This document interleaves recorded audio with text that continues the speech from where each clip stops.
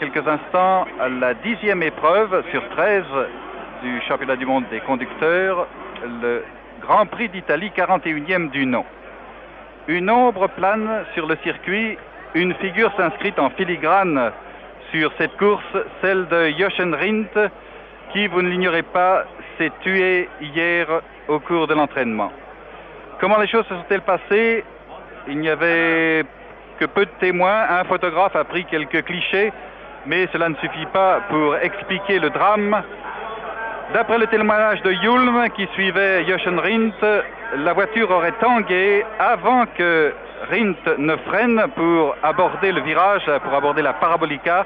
Et c'est à ce moment-là, au moment du coup de frein, que la Lotus 72 est allée se planter littéralement comme une fusée sous la, comment dirais-je, la barre de protection, sous la barrière de protection. Et nous avons assisté au retour de cette voiture par le camion grue, la partie arrière et l'habitacle, la partie arrière de l'habitacle, le moteur et les roues arrière en suspension, la partie avant avec le train avant sur le plateau. Je vous assure que ça a acheté un froid. Et ce qu'il y a de paradoxal, c'est que Rindt risque, à titre posthume, de remporter le championnat du monde des conducteurs. En effet, il a suffisamment d'avance, il a 45 points, alors que son suivant immédiat n'en a que 25.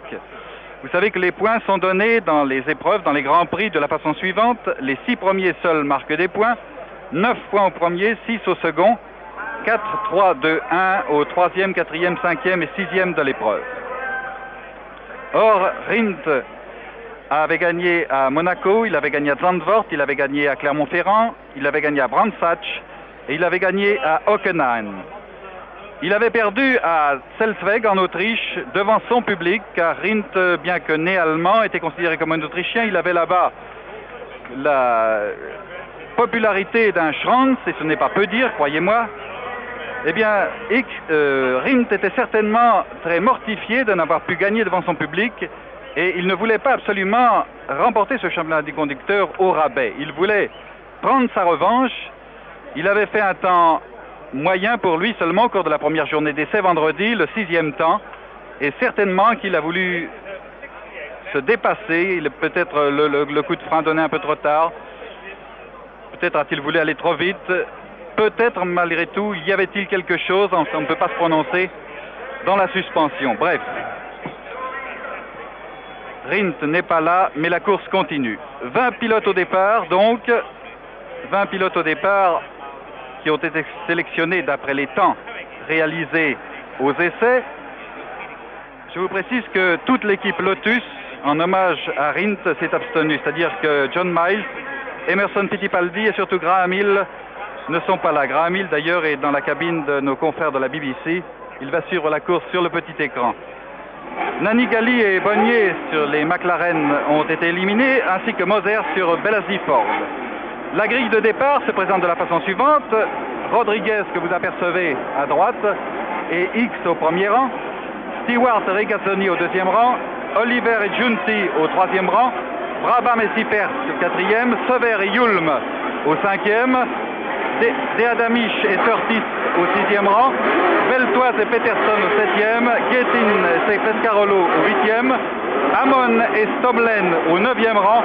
Cependant que Eaton et Schenken ferment la marche.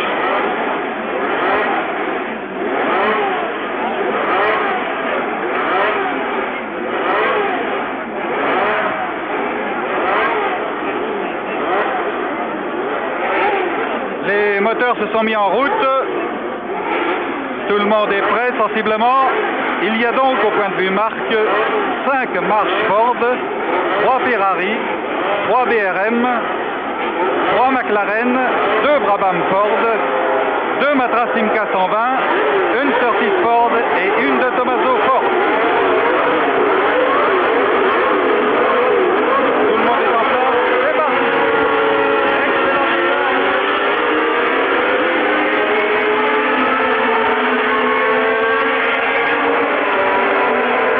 Et une voiture est restée, voyons. Une voiture n'a pas pu partir. Nous sommes très loin, très mal placés, voyons. De qui s'agit-il? Oh, c'est incroyable, j'ai l'impression que c'est Regazzoni. Non, pardon, c'est pas Regazzoni, c'est Surtees. La Surtees Ford n'a pas pu partir. On s'affaire autour d'elle maintenant. Surtees n'a pas pu prendre le départ. Donc ils sont partis à 19 seulement. Et les voilà qui virent maintenant à la courbe de l'Esmo. Et ils vont prendre maintenant la ligne droite, enfin la rectilinéo centrale et la rectiligne centrale qui va les conduire à la Parabolica.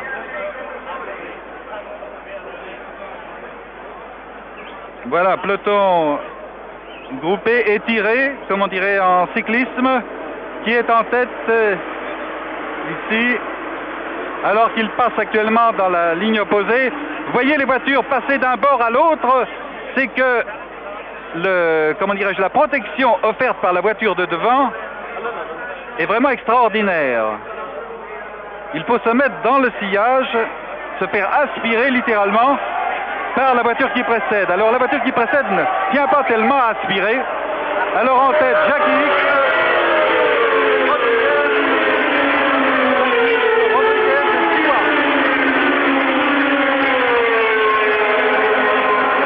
Voilà les positions au premier tour. Jack Hicks, Rodriguez et Stewart.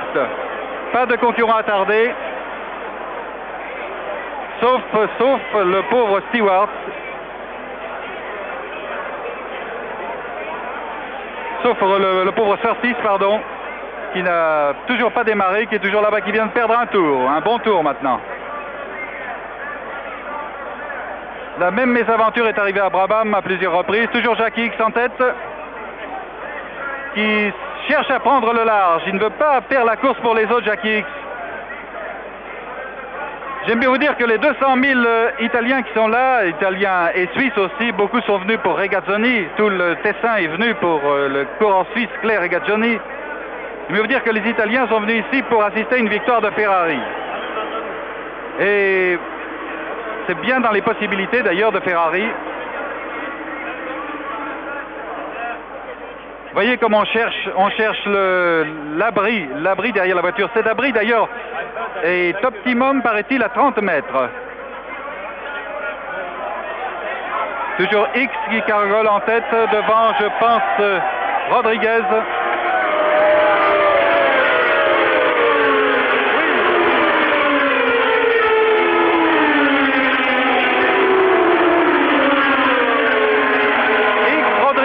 Mais Regazzoni est en excellente troisième position. Est-ce qu'on va assister à la répétition de la course de Selveg où X et Regazzoni avaient pris les deux premières places? Ce n'est pas impossible. Ah, enfin Surtees s'en va avec 2 tours de retard, 2 tours et demi. Ça, c'est un lourd handicap. Toujours les mêmes positions, X, Rodriguez, Regazzoni, c'est-à-dire la 2, la 10 et la 4.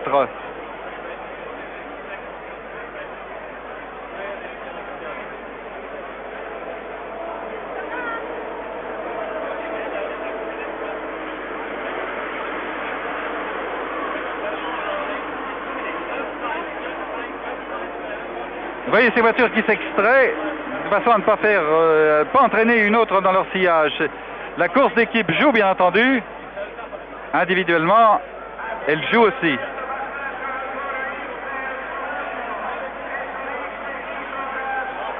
Je vous rappelle qu'il y a...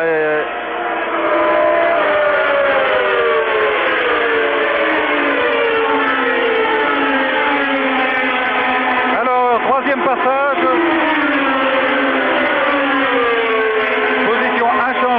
Toujours en tête X, en deuxième position Rodriguez, en troisième position Regazzoni. Donc les Ferrari au commandement avec la BRM 12 cylindres de Rodriguez en excellente deuxième position.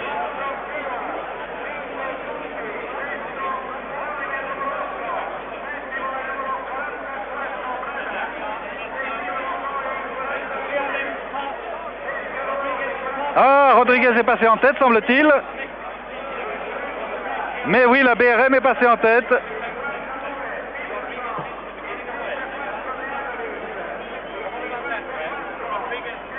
La BRM est passée en tête à l'ESMO, à la première courbe. Ce circuit comporte 2 courbes essentielles. Il n'est pas difficile d'ailleurs, puisque les pilotes changent entre 6 et 8 fois de vitesse sur un tour. Oui, c'est Rodriguez qui est en tête, le 10. En deuxième position, on ne voit pas très bien ici, nous sommes en pleine lumière. Je pense que les Ferrari sont tout près. Ici, c'est la Parabolica. Et les voitures réapparaissent dans la ligne droite des tribunes. En tête, Rodriguez. En deuxième position, Stewart. Vous voyez que les positions changent d'un tour à l'autre. Rodriguez et Stewart.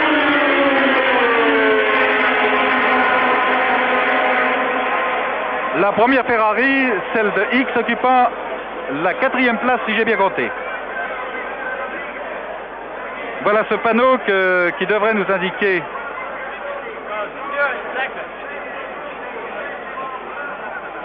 des renseignements intéressants. Nous le voyons fugitivement à l'écran. Malheureusement, ici, il nous est caché par... toujours Rodriguez en tête. Il nous est caché ici par un lampadaire. D'ailleurs, d'une façon générale, j'avoue que c'est la première fois que je viens faire une compétition sur le circuit de Monza. Nos confrères affirment que l'organisation est vraiment assez déficiente. Il passe actuellement dans la ligne opposée.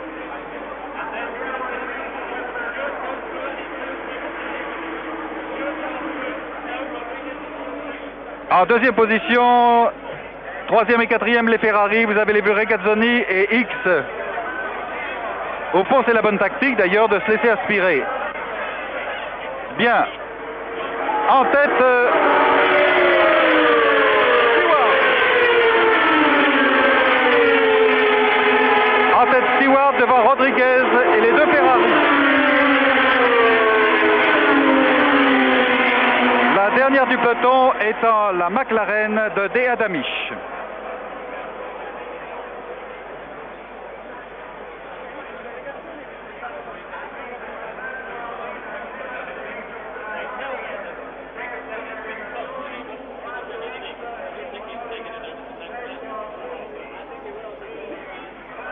Allô Paris terminé, premier enregistrement. Allô Paris terminé, premier enregistrement. Et c'est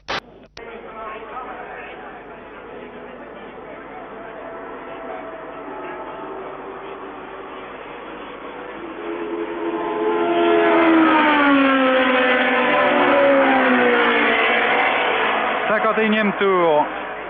Stewart en tête. Regazzoni en deuxième position, la 4.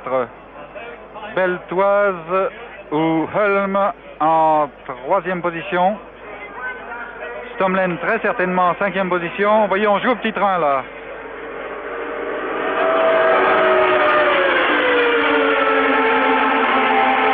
Beltoise en 3e position et il semble que Stewart et Regazzoni aient convenu implicitement d'une tactique qui consiste pour Regazzoni à passer en tête juste devant les tribunes, à mener jusqu'au virage opposé au virage de l'ESMO.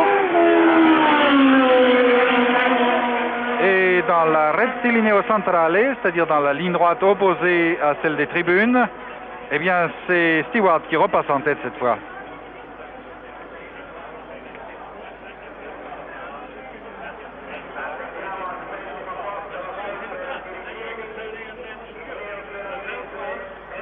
Voilà les 5, vous voyez comment on cherche à s'abriter, comment on cherche à profiter au maximum du sillage. L'homme de tête, évidemment, essaie de faire des crochets pour éviter que les autres...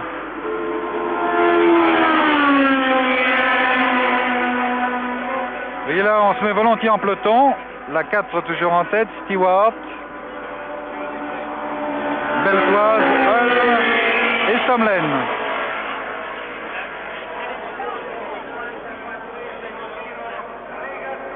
Voilà, Regazzoni en tête, Stewart en deuxième position, Beltoise et Stomlen qui se réveille, qui est passé en 4e position, alors que Holm s'est légèrement laissé décoller de 60 mètres environ. Et la moyenne ne fait que croître et embellir, 235-600.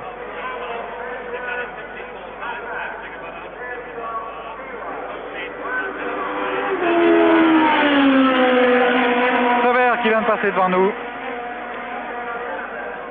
En fait, c'est moins la vitesse qui croît que l'amortissement du premier tour, moins rapide bien entendu, qui se réalise. Regazzoni est toujours en tête, le numéro 4, le pilote suisse. Il aura des partisans ici.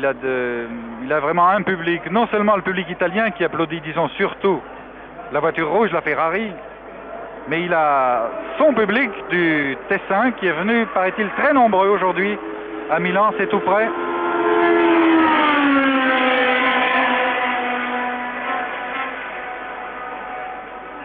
Stewart, Regazzoni, Beltoise. Alors derrière, j'hésite entre Hulme et Stomlen. Vous allez être fixé d'ailleurs sur Stewart en tête. Voilà. Non, pardon, c'était Stewart en tête. Stewart et Regazzoni a passé en première position, alors que Beltoise, lui, se contente de la 3e place.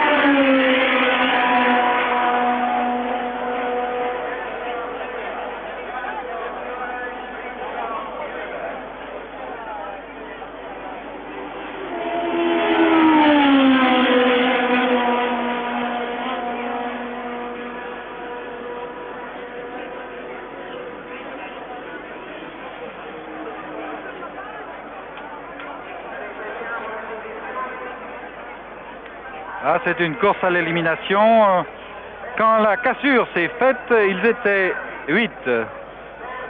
Et puis 3 concurrents ont disparu. L'un est toujours, disons, pas très loin, c'est François Sever. Mais les autres ont disparu, Oliver et, voyons, qui était là, Hamon, oui. Oliver et Hamon ont abandonné.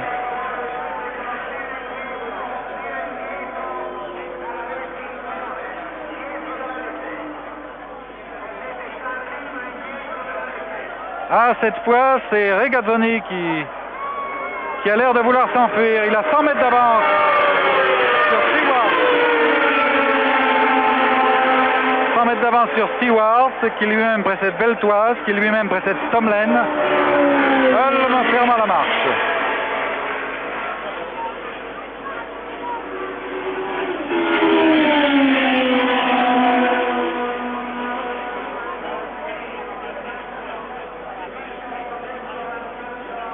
Je suis ravi de voir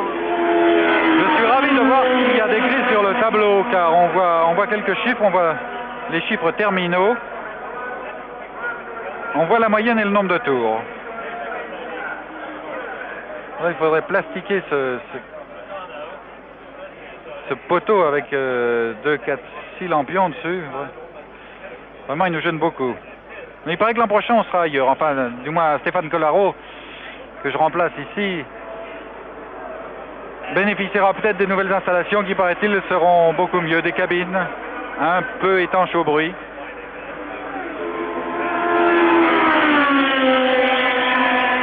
Toujours Regazzoni en tête, toujours Stewart en 2e position. Ah, Beltoise, c'est une très belle course. Très sage. Se met pas en relief, se met pas en avant.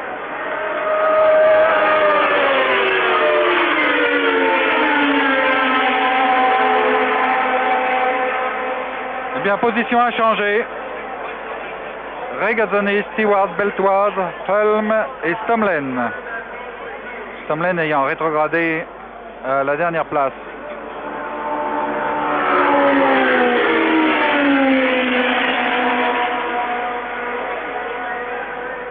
En course toujours Deadamish qui vient de passer. François Sever qui passe maintenant.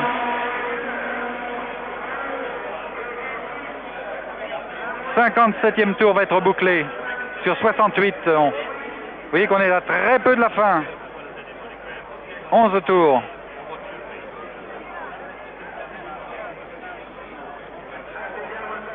Mais la moyenne frise les 236 maintenant, 235 800.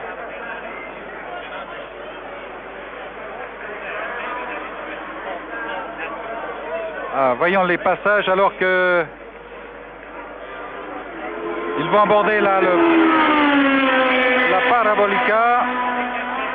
Toujours Regazzoni en tête avec une bonne avance, les 4 autres en peloton. Et Regazzoni fait du slalom, il a 100 mètres d'avance, Regazzoni. 120 mètres. Beltoise passe, Beltoise essaie de passer Stewart. Ah, la course commence à se dessiner.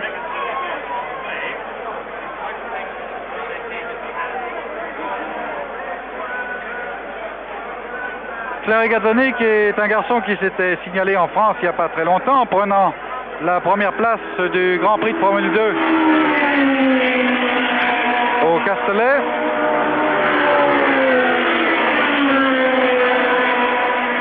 Il est de Lugano, il se prénomme Gian Claudio, d'où le diminutif Clay. C'est son 5e Grand Prix. Il a débuté en Hollande et il a déjà pris une excellente place puisqu'il a pris la 2e place derrière X à Zeltweg en Autriche, le dernier Grand Prix. Il était 4e à Clermont-Ferrand et il était 4e également à Hockenheim. Vous voyez que il fait des débuts vraiment fracassants en Formule 1 et disons que pour lui, gagner ici serait important.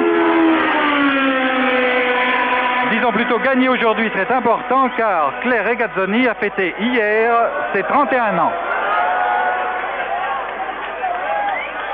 Ah, on commence à voir des drapeaux suisses qui s'agitent.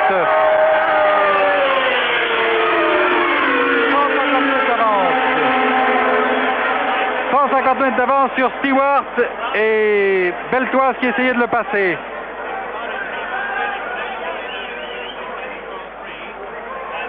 On entame le 59e tour, moyenne 235 800. Vous voyez le 4, le 18 et le 40, c'est-à-dire Claire Regazzoni, Jackie Stewart et Jean-Pierre Beltoise.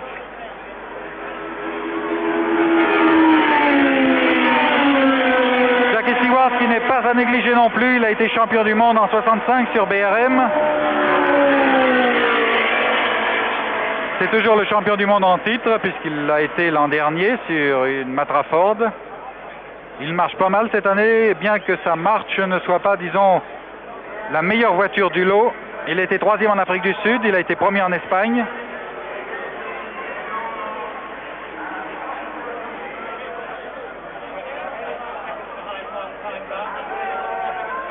Ah, Claire Regazzoni fait le trou là, essaie de le faire du moins.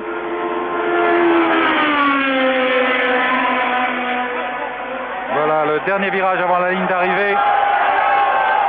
Ah, c'est du déchaînement dans les tribunes. 250 mètres. Sur Beltoise, qui est en 2e position. Ah, on a l'impression que derrière, on court pour la 2e place. Hein.